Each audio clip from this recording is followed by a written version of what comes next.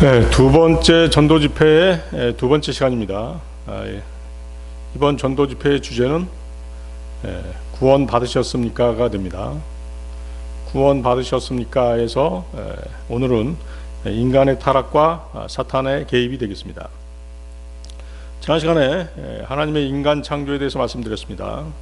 하나님께서는 우리 인간을 영과 혼과 몸이 있는 존재로 창조하셨다라고 말씀드렸습니다. 사람이 죽게 되면 그 몸은 땅에 묻혀 흙으로 돌아갑니다. 하나님의 호흡인 영은 그 주신 하나님께서 거둬가십니다. 그러나 몸의 형태인 혼, 바딜리 쉐이프라고 말씀드렸죠. 혼은 살아있는 동안에 자신이 지은 죄에 대해서 하나님의 엄중한 심판을 받아야만 되는 것입니다.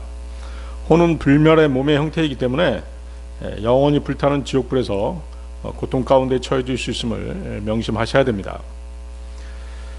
창세기에는 하나님의 그 만물에 대한 창조 과정이 자세히 나와 있습니다.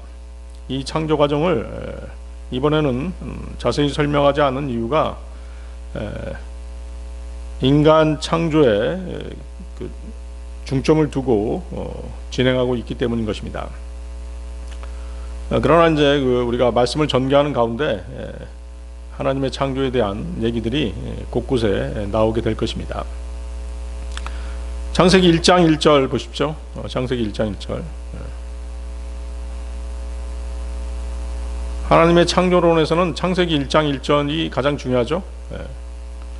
태초에 하나님께서 하늘과 땅을 창조하셨느니라. 이 구절은 모든 것의 시작이 하나님으로부터 비롯되었다라고 하는 그런 선언입니다. 거기 밑줄 쳐보십시오. 태초, 하늘, 땅. 태초는 시간을 나타냅니다. 하늘은 공간, 땅은 물질을 나타냅니다. 영원하신 하나님께서는 시간과 공간 그리고 물질을 처음으로 존재하게 했었는데 그때가 태초라는 것이죠. 가늠할 수 없는 시간이죠. 그때가 언제인지는 알 수 없습니다. 그래서 이것은 이 태초는 인간 역사나 우주의 어떤 한 시점이 아닙니다. 시간 자체가 시작된 맨 처음을 뜻하는 단어가 태초가 되어 있습니다. In the beginning. 하나님은 만물의 근원이 되십니다. 세상의 모든 기초가 하나님의 뜻과 능력으로 생겨났습니다. 세상에 있는 모든 것, 사람, 자연, 별, 모든 생명 등 그 모든 것은 우연히 생겨난 것이 아닌 것입니다. 하나님께서 만드셨기에 존재하는 것이죠. 시계가 있으면 그것을 만든 시계공이 반드시 있습니다.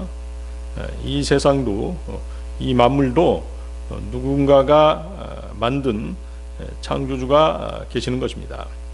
그분이 바로 하나님이십니다. 자연은 하나님의 능력을 드러내 보여주고 있습니다. 여러분들이 시냇가 옆에 피어있는 들꽃을 한번 보십시오. 지금 현대 과학으로도 그 들꽃의 그 꽃잎 하나 또 이파리 하나 만들 수 없는 것입니다. 또한 인간은 그분의 성품과 영광을 드러내기 위해서 창조되었습니다. 하나님의 가장 위대한 창조가 바로 우리에게 생명을 주셨다라고 하는 것이죠. 요한복음 1장 3절인데요. 그분에 의하여 모든 것들이 지음받았으니 지음받은 어떤 것도 그분 없이 지음받지 아니하였더라. 정확하죠? 창조주 하나님 없이 지음받지 않은 것이 없는 것입니다. 존재하는 모든 것은 하나님이 만드셨습니다. 하나님 없이 된 것은 아무것도 없는 것입니다. 이사야서 45장 18절인데요. 이는 하늘들을 창조한 주 곧 땅을 조성하고 그것을 만든 하나님이 친히 이같이 말하기 때문이라. 그가 땅을 확고히 세웠도다. 그는 땅을 헛되이 창조하지 아니하였도다. 그는 땅을 거주하는 곳으로 형성하였도다. 나는 주요 다른 이가 아무도 없느니라. 하나님께서는 하늘과 땅을 창조하시고 그 땅을 거주할 곳으로 지으셨다라고 말씀하십니다. 그렇다면 누가 그곳에 거주해야 되겠습니까? 그렇습니다. 하나님은 인간이 그분의 형상대로 지음을 받은 인간이 이 땅에 거하면서 그분의 뜻을 이루도록 땅을 조성하신 것입니다. 창세기 1장 27절 28절로 가겠습니다. 창세기 1장 27절 28절. 하나님께서 자신의 형상대로 사람을 창조하셨으니 그분께서 그를 하나님의 형상대로 창조하셨더라. 그분께서 그들을 남성과 여성으로 창조하셨더라.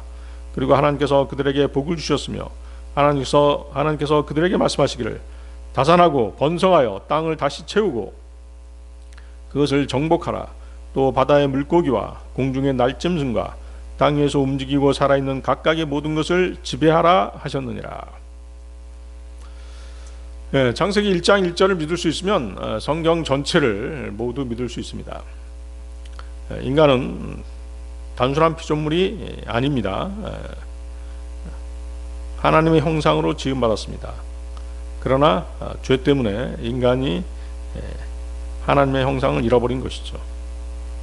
죄 문제를 해결하면 다시 하나님의 형상을 회복하게 되는 것입니다. 인간은 하나님과 교제하도록 지음받은 존재입니다. 하나님의 창조는 무질서가 아니라 목적이 있는 창조였습니다. 그 중심에는 하나님과 교제하며 그분의 영광이 나타나도록 창조된 인간이 있는 것입니다. 그러니까 만물의 중심이 인간인 것이죠. 이 말은 우리의 삶의 근원과 삶의 목적, 즉 무엇을 위해 사는가는 우리 자신에게 있지 않고 누구에게 있다? 하나님께 있다는 뜻입니다. 다시 말해 창조주 하나님이 인간 생명의 주인이십니다. 창세기 2장 7절 보십시오. 창세기 2장 7절. 그리고 주 하나님께서 토양의 진토로 사람을 형성하셨으며 생명의 호흡을 그의 콧구멍 속에 불어넣으셨더라. 그러자 사람이 하나의 살아있는 혼이 되었더라. 자, 하나님께서 사람에게 생명의 호흡을 불어넣으셨다라고 말씀하시죠. 그 사실은 우리의 생명이 누구에게 속해 있다? 하나님께 속해 있음을 보여주는 것입니다. 사도행전 17장 28절인데요. 이는 그분 안에서 우리가 살고 움직이며 존재하기 때문이라. 그렇죠? 하나님께서 생명의 끈을 놔버리면 우리 인생들은 다 그 자리에서 죽게 되는 것입니다. 호흡이 끊어지는 것이죠. 우리는 그분 안에서 살고 움직이며 존재하는 존재입니다. 우리의 생명은 하나님으로부터 나오고 하나님 안에서 유지되는 것이죠. 로마서 11장 36절인데요. 이는 모든 것들이 그분으로부터 나와 그분을 통하여 그분께로 가기 때문이라. 그분께 영원토록 영광이 있기를 바라노라. 아멘. 만물이 창조주 하나님에게서 나왔습니다. 하나님으로 말미암으며 그분께 돌아갑니다. 우리가 존재하는 이유도 그분의 뜻과 영광을 위해서입니다. 하나님만을 위해서 존재하는 것이죠. 한 유명한 발명가가 만든 시계가 있었습니다. 그 시계가 아무리 정교해도 그 시계는 스스로 작동 원리를 알 수 없습니다. 그렇죠? 인간의 그 목적과 기능,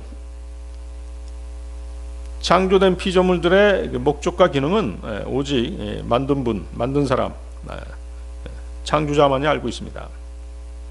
마찬가지로 인간의 생명과 목적도 우리 자신에게서 오는 것이 아닙니다. 우리를 만드신 하나님께 있는 것이죠. 우리가 그분께 가까이 다가갈 때, 즉 그분과 교제할 수 있다라고 한다면 우리를 창조하신 진짜 의미와 목적을 발견할 수 있습니다. 주님과 하나님과 교제할 수 있다라고 하는 것은 무엇을 통해서 교제할 수 있을까요? 지금 성경을 통해서입니다. 하나님의 말씀인 성경을 통해서 그분과 교제할 수 있는 것이죠. 그래서 그분의 인간 창조 목적, 우리를 창조하신 목적과 의미를 성경을 통해서 알 수 있게 하셨습니다. 나중에는 주님께서 재림하시면 그때는 하나님과 직접 교제할 수 있죠. 지금은 아닙니다. 지금은 우리가 구원을 받는 게 목적입니다. 자, 그래서 이번 전도 집회 기간에 겸손한 마음으로 창조주가 계시다고 한다면 꼭 찾아보겠다라고 하는 마음이 있어야 됩니다. 성경이 사실이라면 정말 사실인지 한번 알아보겠다라고 하는 그런 결심이 있어야 된다는 것이죠. 그렇게 알아보고 찾아보아야 하는 이유가 무엇입니까? 우리 인생의 의미와 목적을 찾기 위해서입니다. 의사가 병을 진단하고 처방을 내리듯이 인간을 창조하신 하나님만이 우리의 인생 문제를 해결해 주실 수 있으신 것입니다. 인간은 그래서 내 뜻대로 사는 존재가 아닌 것이에요. 하나님의 뜻 안에서 살아가는 존재인 것입니다. 우리의 생명은 하나님의 은혜의 선물인 것이죠. 그렇죠? 여러분들은 어떻게 생각하세요? 내가 원숭이가 진화돼서 지금 이 자리에 있는 것입니까? 여러분들 한번 생각해 보세요. 동물원에 있는 원숭이가 진화해서 내가 된 것입니까? 아니죠? 우리 인간의 목적은 그분의 영광입니다. 그분께 영광을 돌려드리는 것이죠. 하나님께서 우리에게 생명을 주셨습니다. 내가 존재하게 된 이유, 그것은 하나님께서 생명을 주셨기 때문에 존재하는 것이에요.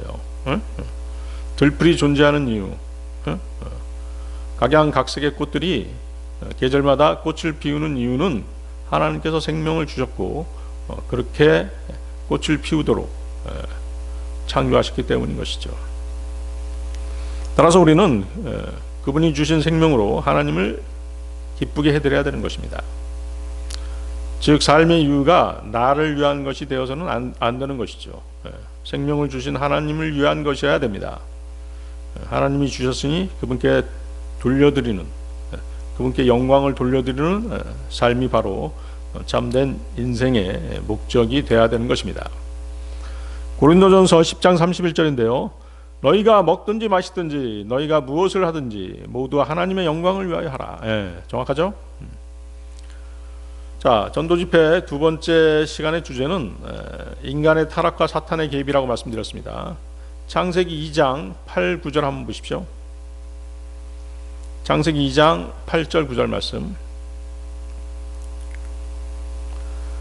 그런 다음에 주 하나님께서 에덴 동쪽에 동산 하나를 세우셨더라. 그리고 그분께서는 자신이 형성하신 남자를 거기에 두셨더라. 그리고 주 하나님께서 보기에 즐겁고 양식으로 좋은 모든 나무를 저마다 그 지면에서 자라게 하셨더라.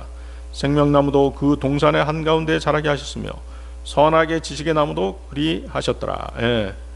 자, 에덴 동산을 창설하시고 그곳에 양식이 될 수 있는 열매 맺는 나무들이겠죠. 그 모든 나무들을 그곳에서 자라게 하셨어요. 근데 여러분들이 주목해야 될 두 나무가 있죠. 거기다 밑줄 쳐 보십시오. 생명나무하고 선악의 지식의 나무, 두 나무를 우리가 주목해서 봐야 됩니다. 자, 에덴의 동편에 동산 하나를 세우셨더라. 성경에 따르면 에덴은 오늘날의 그 중동 지역입니다. 중동 지역 거의 전체에 해당되죠. 즉 그 유프라테스 강 상류에서 시작해서 나일강 하구까지, 그리고 사우디아라비아와 쿠웨이트, 요르단 남부 보스라 지역을 지나 유프라테스 강 하류에 이르기까지 그 강을 따라 이어지는 넓은 지역 전체가 에덴의 범위인 것입니다. 창세기 15장에 따르면 바로 이 지역이 하나님께서 믿음의 조상이라고 불리는 아브라함에게 주신 땅입니다. 아브라함의 후손들이 이스라엘 백성들이죠. 또 이 땅은 이제 그래서 그 주 예수 그리스도께서 다스리는 천년왕국 시대에는 이스라엘에게 주어지는 것이죠. 성경이 하나님의 말씀이라고 하는 모든 증거 중에서 가장 위대한 증거 중 하나가 바로 이 창세기 2장에서 말하고 있는 이곳 에덴 동산입니다. 인류는 바로 이 에덴 동산에서 시작된 것입니다. 거기 9절 보십시오. 창세기 2장 9절. 자, 9절에서 우리는 생명나무와 선악의 지식의 나무를 접하게 됩니다. 생명나무와 선악의 지식의 나무는 단순한 나무가 아닙니다. 초자연적인 상징의 나무인 것입니다.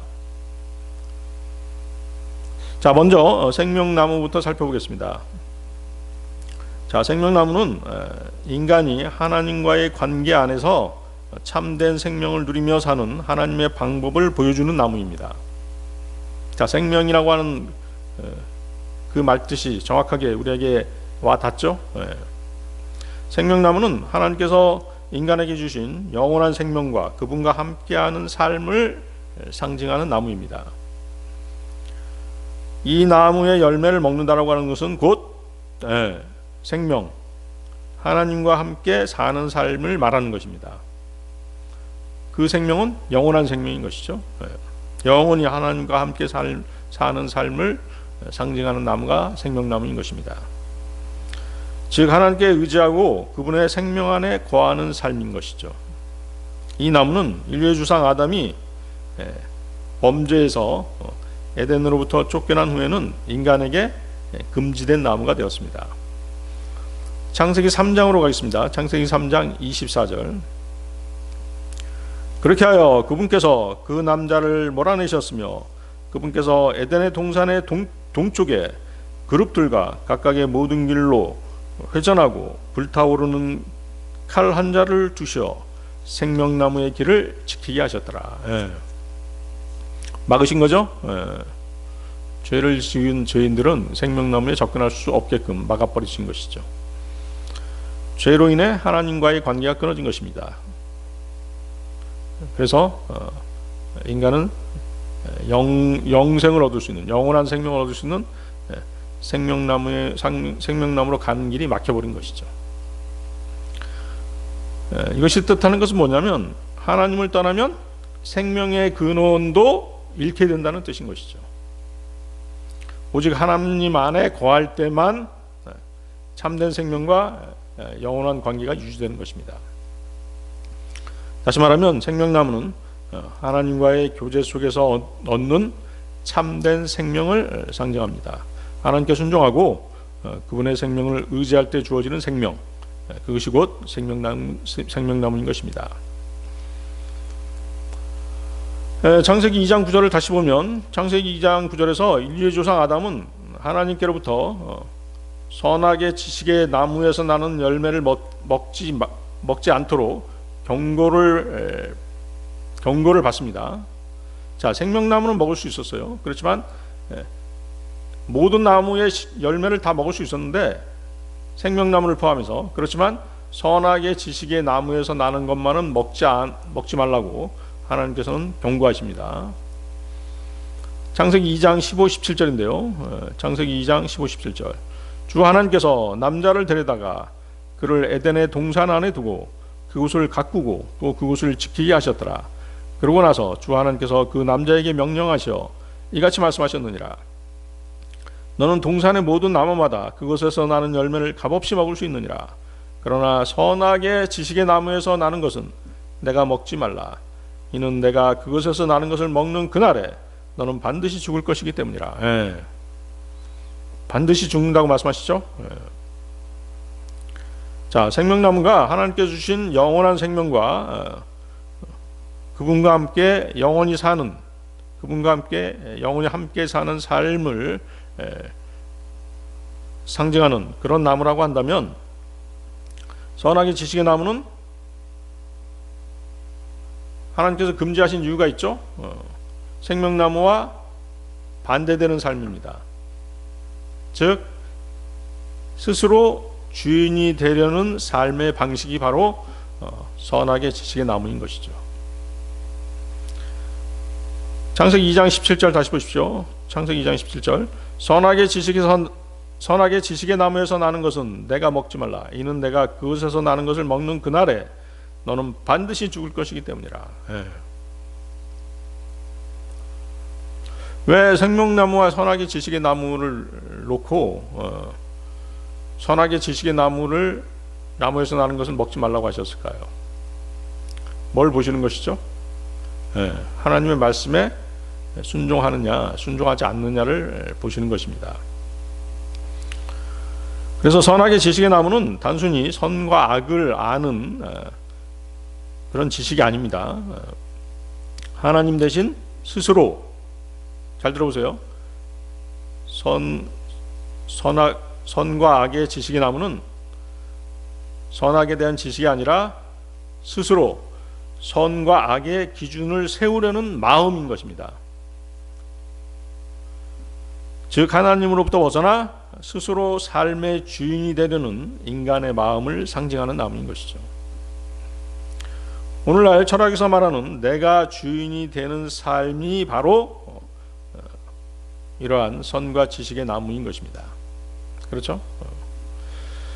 하나님 없이 인간 스스로 인생의 목적과 도덕의 기준을 정하려는 사상이 바로 내가 주인이 되는 삶인 것이죠. 결국 너희가 그것을 먹으면 신들과 같이 되리라고 하는 창세기 3장 5절의 인간의 타락 사건과 긴밀하게 연장되어 있는 것입니다. 긴밀하게 연결되어 있는 것이죠. 창세기 3장 5절 보면 이제 그 뱀이 나타나서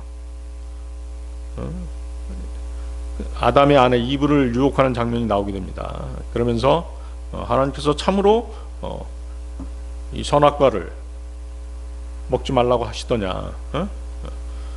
아니다. 먹으면 너는 신들처럼 될 것이다. 이렇게 유혹한 것이죠. 자, 그래서 이제 이 얘기는 뭐 오늘 조금 하고 다음 시간에 자세하게 우리가 설명하도록 하겠습니다. 그래서 아담과 이브가 이 열매를 먹었다라고 하는 것은 이제는 하나님이 아니라 내가 옳고 그름을 판단하겠다라고 하는 선언이었던 것이죠. 하나님의 말씀에 불순종하는 것뿐만 아니라 이제는 뭐다? 내가 주인인 삶을 살겠다. 하나님을 주인으로 모시지 않겠다. 그런 뜻이었던 것입니다. 그 결과 인간은 하나님과의 관계가 끊어지고 말았던 것입니다. 이것을 성경은 죽음, 곧 영원한 죽음으로 말씀하십니다. 창세기 3장 6절 8절 보십시오. 창세기 3장 6절 8절. 그 여자 이브죠. 그 여자는 그 나무가 먹기에 좋아 보이고 두 눈에 즐거우며 누군가를 지혜롭게 만들 정도로 탐스러운 나무인 것을 보았을 때 그녀가 그것의 열매를 따서 먹었으며 그녀와 함께하는 자기 남편에게도 주었더니 그가 먹었더라. 그러자 그들 둘 다의 눈이 열렸고 그들은 자신들이 벌거벗었다는 것을 알았더라. 그리하여 그들이 무화과 잎들을 함께 엮어서 자신들을 위하여 앞치마들을 만들었더라. 그리고 하루 중 선선할 때 동산에서 거니시는 주 하나님의 음성을 그들이 들었더라. 그러자 아담과 그의 아내가 주 하나님의 면전에서 떠나 스스로 동산의 나무들 사이에 숨었더라.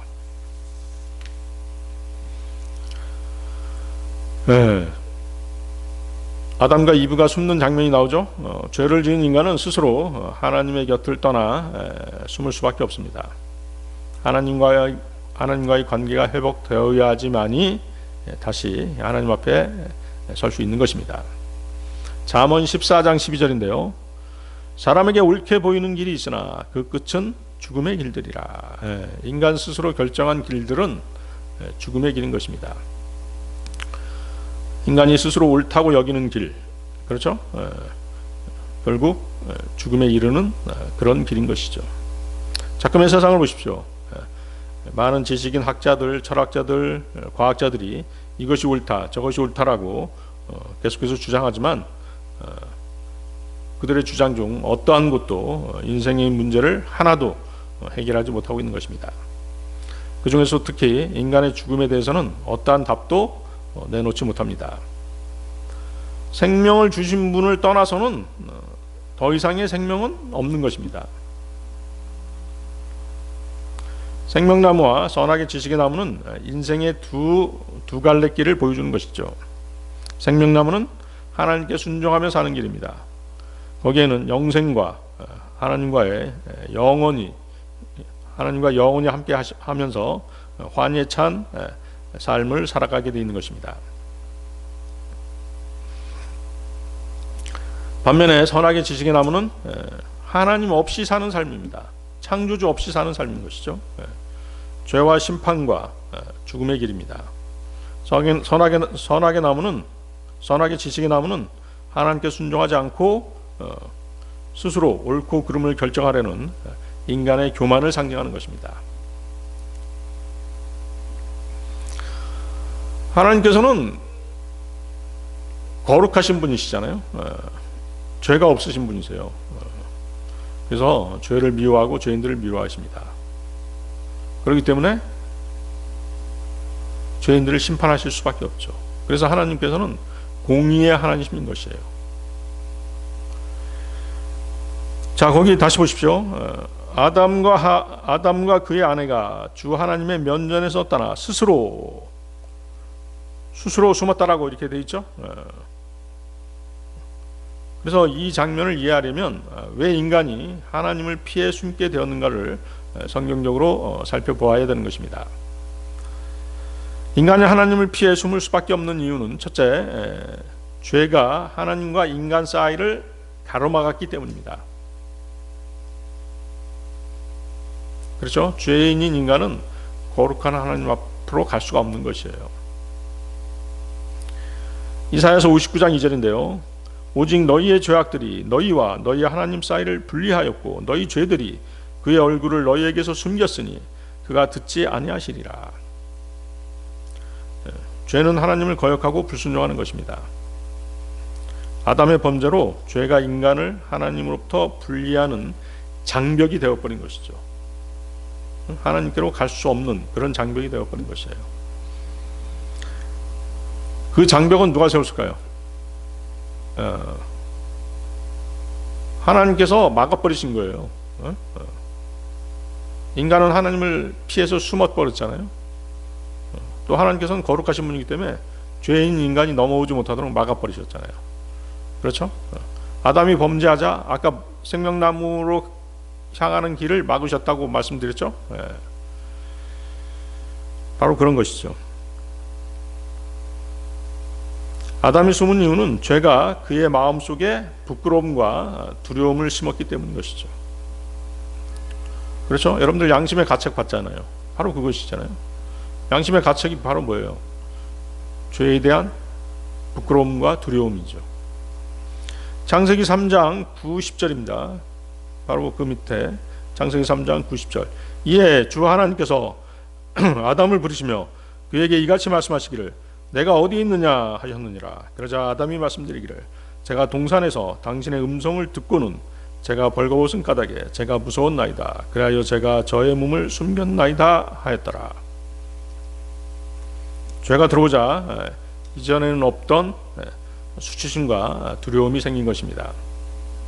하나님과의 교제가 끊기면 인간은 더 이상 그분과 함께하는 것에서 기쁨을 느낄 수 없는 것이죠. 오히려 하나님의 거룩하심이 자신의 죄를 드러내는 거울이 돼서 더욱더 두려움을 느끼는 것입니다. 더욱더 부끄러움을 느끼는 것이죠. 인간이 하나님을 피해 숨을 수밖에 없는 이유 두 번째는 거룩하신 하나님 앞에 죄인은 설 수 없기 때문입니다. 하박국 1장 13절인데요. 하박국 1장 13절.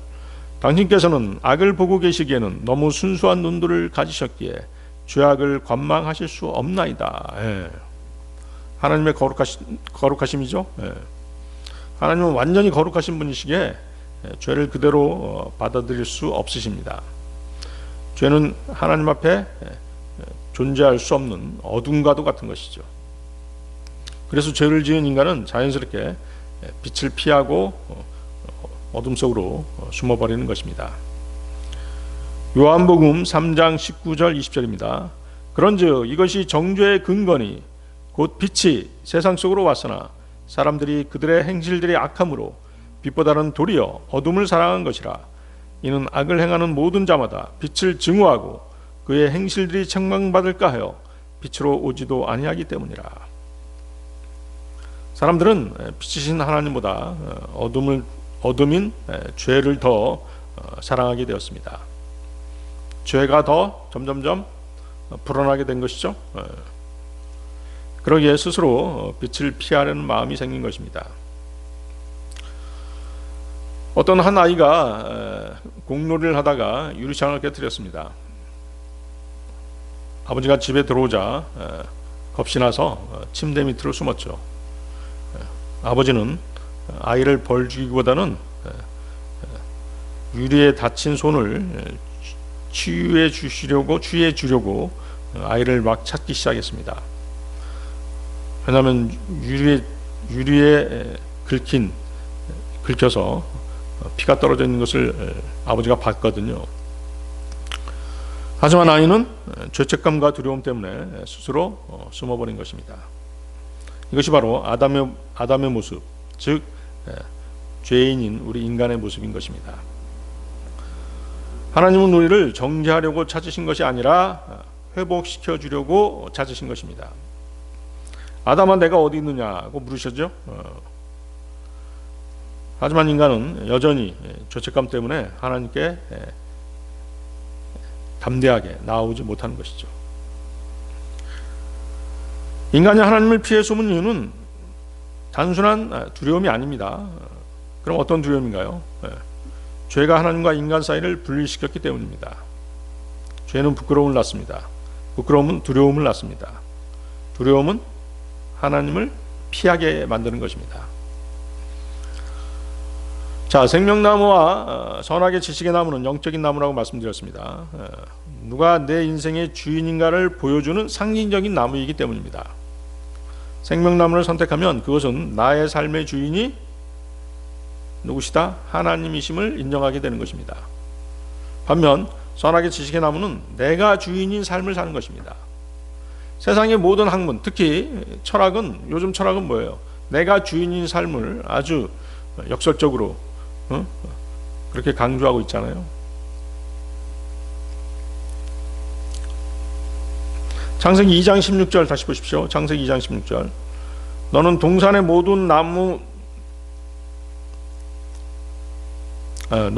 모든 나무마다 그곳에서 나는 열매를 값없이 먹을 수 있느니라.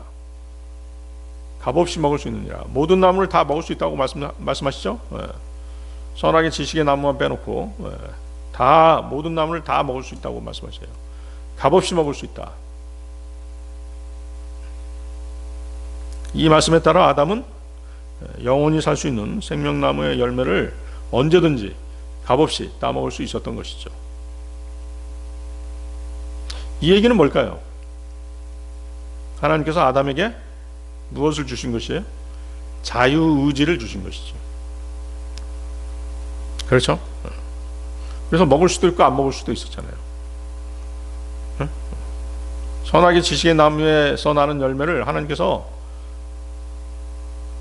따먹지 못하게 막으실 수 있었어요. 그렇지만 자유의지를 주셨기 때문에 하나님이 주인인 삶을 살 것인지 내가 주인인 삶을 살 것인지를 결정하라고 그냥 놔두신 것이죠. 신명기 30장 19절입니다. 신명기 30장 19절. 내가 이날에 하늘과 땅을 불러서 너희를 대적하여 기록하게 하노니 내가 너희 앞에 생명과 죽음, 복과 저주를 놓아두었느니라. 그러므로 생명을 선택하여 너와 너의 씨 모두가 살 수 있게 하라. 이 말씀은 이스라엘 백성들에게 하신 말씀입니다. 하나님께서 생명과 사망, 복과 저주를 이스라엘 백성 앞에 두시고 생명을 택하라고 말씀하십니다.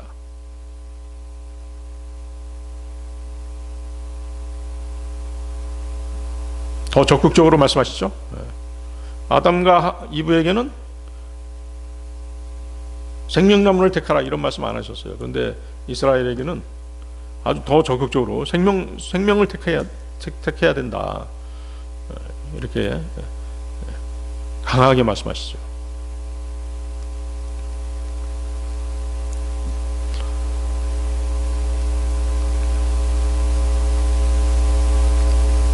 그런데 어때요? 인간은 죄 때문에 생명을 선택하지 않는 것이에요.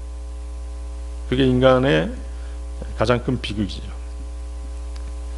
그래서 이 말씀은 인간이 스스로 선택할 능력, 즉 자유의지를 가지고 있음을 분명히 보여주는 장면입니다. 하나님께서 억지로 생명나무를 먹게 하진 않으셨잖아요. 그렇죠? 자유의지, 하나님께서 주신 자유의지를 훼손시키지 않기 위해서 선택의 기회를 주신 것이죠. 더 나아가서 이스라엘에게는 생명나무 먹어야 돼. 그렇게 얘기하신 것이에요. 그렇지만 이스라엘 백성들이 생명을 선택했느냐? 그렇지 않았죠. 죄 때문에 많은 사람들이 저주를 선택하게 된 것입니다. 하나님께서 인간을 로봇으로 창조하신 게 아니잖아요. 이리 가라 그러면 이리 가고 저리 가라 하면 저리 가고 그런 로봇을 창조하신 게 아니에요. 스스로 사랑으로 순종을 선택하는 자유로운 존재로 인간을 창조하신 것입니다. 그래서 하나님께서는 아담에게 선택의 자유를 주셨습니다. 먹을 수도 있고 먹지 않을 수도 있었습니다. 하나님의 명령은 인간 스스로 결정할 자유가 있음을 보여주고 있습니다. 만약 인간에게 자유의지가 없다면 하나님의 명령은 아무 의미가 없잖아요. 그렇죠? 하나님께서는 인간이 그분을 사랑하고 순종할지 거역할지를 선택할 수 있는 그런 존재로 지으셨던 것입니다. 하나님께서는 인간을 사랑의 관계 속에서 교제할 수 있는 인격적 존재로 창조하셨던 것이죠. 강제된 사랑, 강요된 사랑은 사랑이 아니죠. 그래서 하나님은 인간에게 자유의지라고 하는 귀한 선물을 주신 것입니다.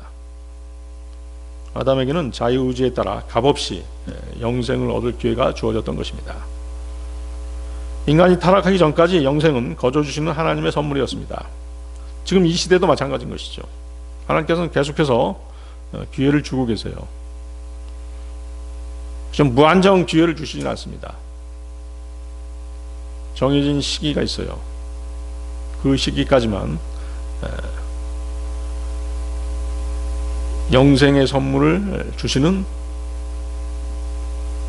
기간이 한정되어 있는 것이죠. 그래서 지금이 교회 시대라고 하는데요. 이 교회 시대를 은혜 시대라고 부르는 것이에요.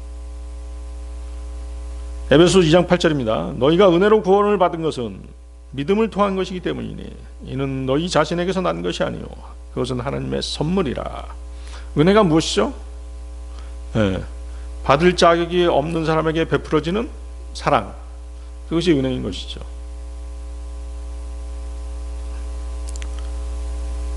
이번 전도 집회 기간에 여러분이 하나님의 은혜를 발견하는 귀한 시간이 되었으면 합니다. 이번 전도 집회의 목적이 여러분들로 하여금 하나님의 값없는 은혜의 선물을 받게 하려는 데 있습니다. 하나님의 사랑을 깨닫게 하는 데 있다는 것이죠. 끝까지 잘 들으셔서 하나님의 은혜에서 멀어지는 일이 없도록 하시기 바랍니다. 자, 아담의 아내 이브가 선악의 지식의 나무에서 나는 열매를 따먹었을 때 어떤 일이 생겼을까요? 창세기 3장 6절 다시 보십시오. 창세기 3장 6절.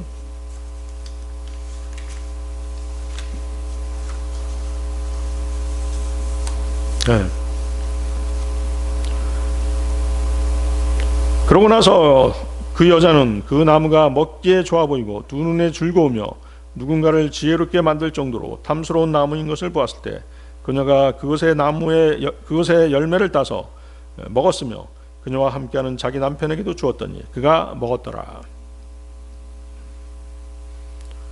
자, 인간의 타락 과정은 이제 다음 시간에도 계속 될 것입니다. 오늘은 조금만 들어갈 생각이에요.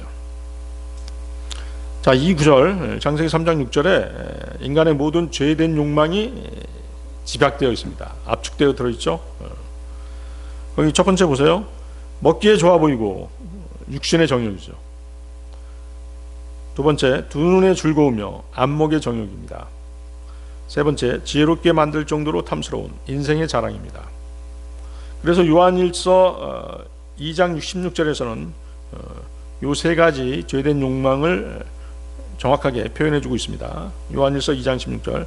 이는 세상 속에 있는 모든 것이 육신의 정욕이요 안목의 정욕이요 인생의 자랑이니 아버지께 속한 것이 아니요 세상에 속한 것이기 때문이라. 세상 모든 사람은 육신의 정욕, 안목의 정욕, 또 인생의 자랑을 추구하며 살아가는 것입니다. 여러분이 지금까지 살아가면서 추구했던 것들, 그리고 과거에 추구했던 것들을 한번 되돌아보시기 바랍니다. 이 세 가지를 벗어나는 것은 없었습니다. 세상 또한 이 세 가지 욕망으로 사람들을 미혹하는 것입니다. 이 세 가지 욕망은 오늘날에도 사람을 하나님으로부터 멀어지게 하는 것이죠. 자, 첫 번째 육신의 정욕은 내가 느끼는 대로, 원하는 대로 살고 싶다는 욕망입니다. 하나님의 뜻보다 감각적인 쾌락을 우선하는 마음인 것이죠. 그렇게 살면 어떻게 될까요? 그것은 타락의 길이죠. 어떤 청년이 인생은 한 번뿐이니까 내 마음대로 한번 살아보자 이렇게 결심했습니다. 그러한 그의 결심은 결국 그를 알코올 중독, 마약 중독, 도박 중독에 빠지게 했던 것입니다. 결국 그의 삶은 후회로 끝나고 말았습니다. 육신이 원하는 대로 살면 잠시 즐거울 수 있습니다. 그러나 결국 그 사람의 인생은 공허해지는 것입니다. 인생의 달콤함은 잠깐뿐입니다. 그 뒤에는 비애와 슬픔, 후회와 좌절과 같은 쓰디쓴 절망만이 남게 되는 것이죠. 나이 드신 분들은 공감이 되시죠? 두 번째, 안목의 정욕은 보기에 좋은 것에 끌리는 그런 욕망입니다. 눈으로 보면 갖고 싶은 것들이 많이 있죠. 견물생심이라고 하는 그런 한자성어가 있잖아요. 보면 갖고 싶은 것이에요. 뭐 돈도 그렇고 외모도 그렇죠. 요즘 뭐 성형외과가 성업 중이잖아요, 다들. 그다음에 인기, 그렇죠. 연예인들의 어떤 인기, 또 물질, 외제차, 또 명품, 이런 것들이 다 뭐예요? 안목의 정욕이죠. 안목의 정욕에서 비롯된 것입니다. 이브가 선악과를 따먹은 것도 보기에 좋아 보였기 때문인 것이죠. 어떤 사람이 유명한 영화배우가 나오는 그 광고에서 반짝이는 새 차를 본 것이에요. 그래서 저 차를 내가 가지면 굉장히 행복할 거야 라고 생각하고 그 차를 구입하게 됩니다. 그렇지만 어때요? 얼마 지나지 않아서 또 다른 광고를 보게 됐는데 그 차는 더 좋은 차였죠. 그 차하고 자기 차하고 비교해 보니까 자기 차가 초라해 보이는 것이에요. 눈으로 보는 욕심은 끝이 없는 것입니다. 결국 만족은 물질이 아니라 하나님께로부터 오는 것입니다. 세 번째, 이생의 자랑은 내가 잘났다, 내가 해냈다, 나는 지혜롭다 라고 하는 자기중심적인 교만이 바로 이생의 자랑입니다. 자기가 영광받고 칭찬받고 박수받고 싶어하는 마음인 것이죠.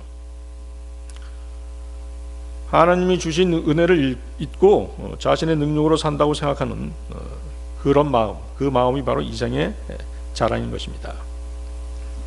잠언 16장 18절인데요. 교만은 멸망에 앞서가고 거만한 영은 몰락에 앞서가느니라. 여러분들 타이타닉호 아시죠? 영화로도 나왔습니다만은 몇 번 나왔죠. 그 타이타닉호의 선장이 타이타닉호에 승선하면서 이렇게 말했습니다. 첫 항해였는데요. 이 배는 하나님도 침몰시킬 수 없다 이렇게 얘기했어요. 그러나 결국 그 배는 첫 항해에 침몰하고 말았죠. 교만은 언제나 하나님을 잊어버리게 만드는 것입니다. 그 끝은 파멸인 것이죠. 이 세 가지 세상의 유혹과 욕망을 위해 사람들은 저마다 미친 듯이 달려가는 것입니다. 마치 불나방처럼 죽음의 불빛을 향해 달려가는 것이죠. 여러분들 불나방 보신 적 있으신가요? 어두운 밤길 걷다 보면 그 가로등 불빛 아래로 모여드는 나방들이 바로 불나방입니다. 전기가 나가서 촛불을 켜놓게 되면 저쪽에서 나방 한 마리가 계속 이렇게 나선형으로 불빛을 향해 날아오는 것을 여러분들 볼 수 있을 것입니다. 나중에 결국 어떻게 돼요? 그 나방이 촛농 속에 빠져서 불타 죽는 모습을 보게 되죠. 이것이 바로 인간의 죄의 욕망인 것입니다. 성경은 이것들은 아버지께로부터 난 것이 아니오 세상으로부터 났다라고 말씀하십니다. 세상은 눈에 보기에 화려하고 멋지고 매력적이지만 자신의 혼을 하나님으로부터 멀어지게 하는 멸망의 장소인 것입니다. 요한일서 2장 17절인데요. 세상과 세상의 정욕이 사라져버리느니라. 그러나 하나님의 뜻을 행하는 자는 영원토록 거하느니라. 세상의 욕망은 바로 죄의 욕망인 것입니다. 이 욕망을 쫓는 자는 다 사라지지만 하나님의 뜻을 따르는 자는 영원히 산다는 뜻입니다. 세상은 우리 눈을 즐겁게 하고 욕심을 자극하고 교만을 부추깁니다. 그러나 이 모든 것은 잠시뿐인 것이죠. 영원히 남는 것은 하나님을 사랑하고 그분의 뜻을 따르는 그런 삶인 것입니다. 자, 창세기 2장 15절을 보십시오. 창세기 2장 15절. 거기 보면 아담에게 동산을 지키게 하셨다는 말씀이 있습니다. 주 하나님께서 남자를 데려다가 그를 에덴의 동산 안에 두고 그것을 가꾸고 또 그것을 지키게 하셨더라. 가꾸기만 하게 하신 것이 아니라 지키게 하셨죠. 왜 지키게 하셨을까요? 지킨다고 하는 게 뭐예요? 누군가 에덴 동산을 빼앗기 위해 호시탐탐 노리는 존재가 있었던 것입니다.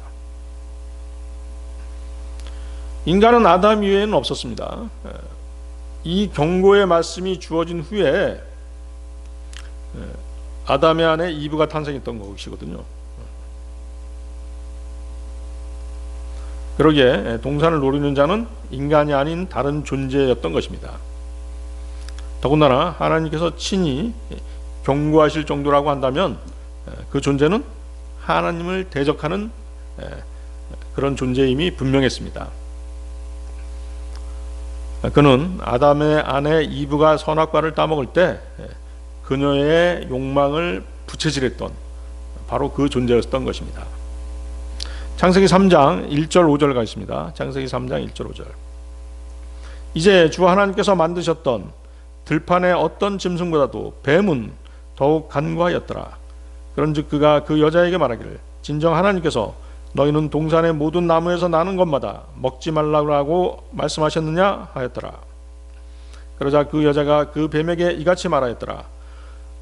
우리가 동산 나무들의 열매를 먹을 수 있으나 동산 한가운데 있는 나무의 열매에 관하여는 하나님께서 말씀하시기를 너희는 그것을 먹지도 말고 너희는 그것을 만지지도 말라 너희가 죽을까 함이라 하셨느니라.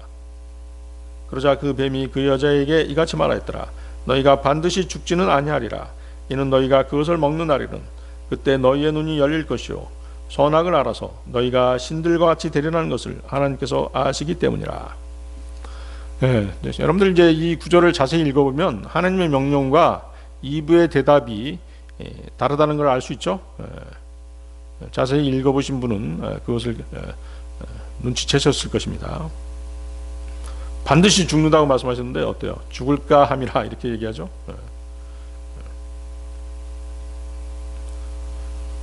창세기 3장 1절에 이 뱀이 중요합니다. 이 뱀은 하나님께 반역한 사탄이 자신을 감추고 인간에게 접근하기 위해서 택한 도구, 통로인 것이죠. 여러분, 이 뱀의 존재에 대해서 반드시 알아야 합니다. 죄의 기원과 인간이 구원을 필요로 하는 이유를 깨닫는 데는 이 뱀이 결정적인 단서를 제공하기 때문입니다. 인류의 조상 아담과 이브가 하나님을 거역하고 타락하게 된 그 배후에는 뱀으로 형상화된 존재가 있었던 것입니다. 계시록 12장 9절로 한번 가보겠습니다. 계시록 12장 9절. 그리하여 거대한 용이 쫓겨났으니 마귀라고도 불리고 사탄이라고도 불리는 그 옛 뱀 곧 온 세상을 속이는 자라. 그가 땅으로 쫓겨났고 그의 천사들도 그와 함께 쫓겨났더라. 자, 성경은 거대한 용을 마귀, 사탄, 옛 뱀이라고 분명히 밝히고 계십니다. 그는 세상을 속이고 사람을 하나님으로부터 멀어지게 만드는 그런 존재입니다. 따라서 우리가 뱀의 정체를 알아야 하는 이유는 인간의 타락과 죄의 유혹이 어디서 오는지를 알기 위해서입니다. 고린도후서 11장 3절인데요. 그러나 그 뱀이 이브를 그의 간교함으로 기만한 것 같이 어떤 방식으로든 너희의 생각들이 그렇게 그리스도 안에 있는 단순함에서 떠나 변질될까 내가 두려워하노라.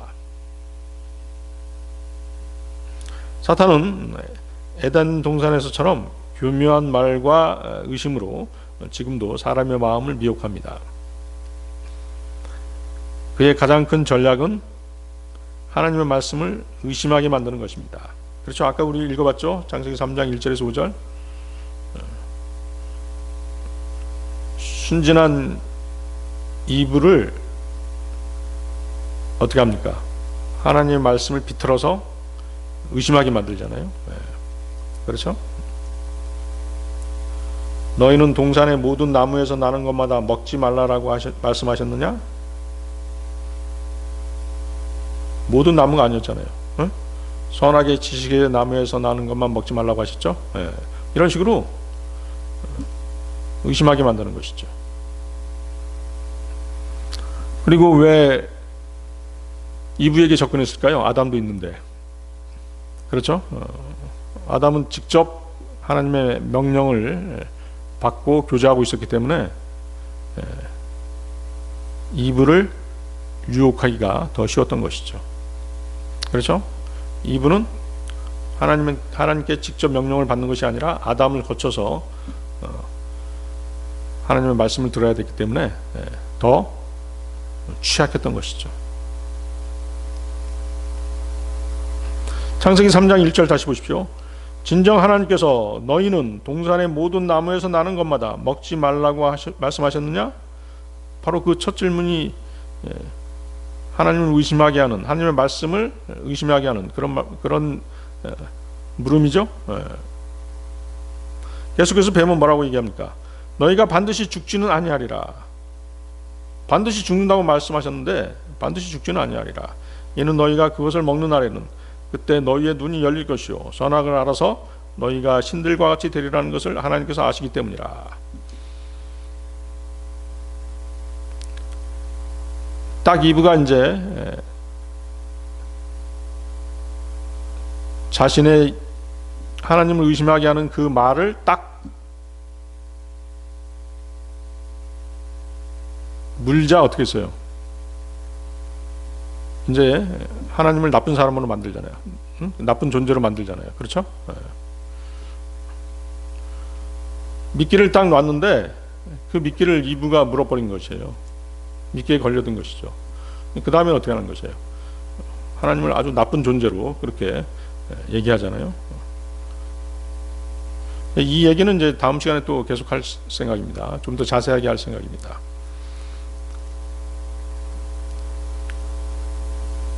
너희가 못하게 하는 것이다. 너희 눈이 열리고 너희가 신들처럼 되는 것을 막기 위해서 하나님께서 못 먹게 하신 것이다. 이렇게 몰아가는, 하나님을 나쁜 사람으로 몰아가잖아요. 나쁜 존재로 몰아가고 있죠. 자, 그러나 뱀의 유혹과는 달리 하나님께서는 아담에게 뭐라고 말씀하셨어요? 선악의 지식의 나무에서 나는 것을 내가 먹지 말라. 이는 내가 그것에서 나는 것을 먹는 그날에 너는 반드시 죽을 것이다. 이렇게 말씀하시죠. 그러나 아담을 통해 하나님의 명령을 간접적으로 들은 이브는 사탄의 유혹에 넘어가고 말았던 것입니다. 결국 그 결과는 하나님에 대한 불순종, 즉 인간의 타락으로 이어졌던 것이죠. 하나님을 따르는 삶이 아닌 내가 주인인 삶, 그 삶의 길로 가게 된 것입니다. 이브는 하나님의 말씀보다 뱀의 거짓말을 믿었고 선악과를 따 먹었던 것이죠.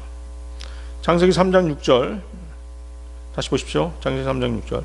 그러고 나서 그 여자는 그 나무가 먹기에 좋아 보이고 두 눈에 즐거우며 누군가를 지혜롭게 만들 정도로 탐스러운 나무인 것을 보았을 때 그녀가 그것의 열매를 따서 먹었으며 그녀와 함께하는 자기 남편에게도 주었더니 그가 먹었더라. 예. 아담은 이제 이브가 그 선악과를 먹은 걸 알았죠. 선악과를 먹게 되면 어떻게 된다고 하나님께서 말씀하셨어요. 반드시 죽는다고 말씀하셨죠. 아담은 이브를 사랑했기에 그녀가 죽는 것을 지켜볼 수만은 없었죠. 그래서 같이 죽음을 선택했죠. 자, 이 얘기는 다음 시간에 또 계속할 생각입니다. 그래서 선악의 그 지식의 나무에서 나는 열매를 이브가 남편 아담에게도 주었던 것입니다. 이로써 인간은 하나님의 명령을 어기고 범죄하게 된 것이죠. 그럼으로써 죄와 죽음이 세상에 들어오게 된 것입니다. 내가 그것에서 나는 것을 먹는 그날에 너는 반드시 죽을 것이기 때문이라.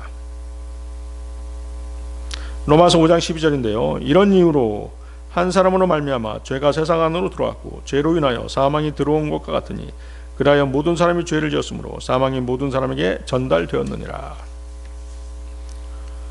따라서 그 뱀의 존재를 아는 것은 왜 우리에게 구원이 필요한가 라고 하는 그 문제를 이해하는 출발점이 되는 것입니다. 뱀의 유혹이 없었다면 우리가 구원받아야 할 이유도 없는 것입니다. 그렇죠?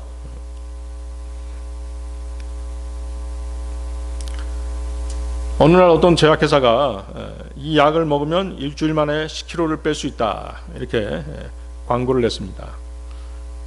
그러자 많은 사람들이 속아서 그 약을 샀지만 오히려 그 약을 먹고 건강을 잃고 말았습니다.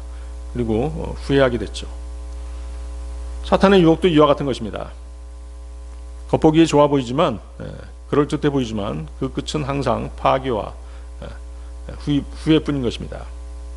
에덴에서 뱀은 이 열매를 먹으면 신들처럼 될 것이라고 속였습니다. 지금의 자신보다 더 우월한 존재가 된다라고 그렇게 속인 것이죠. 하지만 그 결과는 하나님의 생명에서 끊어지는 비극을 초래했던 것입니다. 뱀의 존재를 아는 것은 단순한 호기심이 아닙니다. 우리 혼을 지키기 위해서 반드시 필요한 것이죠.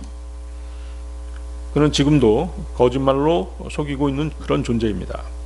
요한복음 8장 44절인데요. 너희는 너희의 아비인 마귀에게 속하였으니 너희가 너희 아비의 정욕들을 행하려고 하는도다. 그는 시작부터 살인자였으며 진리 안에 거하지 아니하였으니 그 안에 진리가 전혀 없기 때문이라. 그가 거짓말을 할 때면 그는 자기 자신에게서 나오는 거짓으로 말하느니라. 이는 그가 거짓말쟁이요 거짓의 아비이기 때문이라. 그렇죠? 그는 시작부터 살인자였다고 말씀하시죠? 왜? 그렇잖아요. 그가 이브를 속이고 범죄하게 했기 때문에 인류가 영원한 삶을 살지 못하고 다 죽게 된 것이잖아요. 네? 그러면 뱀 즉 사탄 즉 마귀의 권세에서 벗어나고 구원을 받는 방법은 무엇이겠습니까? 그것은 하나님의 말씀 즉 진리를 올바로 아는 것입니다. 요한복음 8장 32절인데요. 너희가 진리를 알지니 진리가 너희를 자유롭게 하리라. 그래서 이 전도 집회 기간에 진리가 과연 무엇인지, 우리를 구원케 하는 진리가 과연 무엇인지 그것을 여러분들이 알 수 있는 그런 시간이 되었으면 합니다.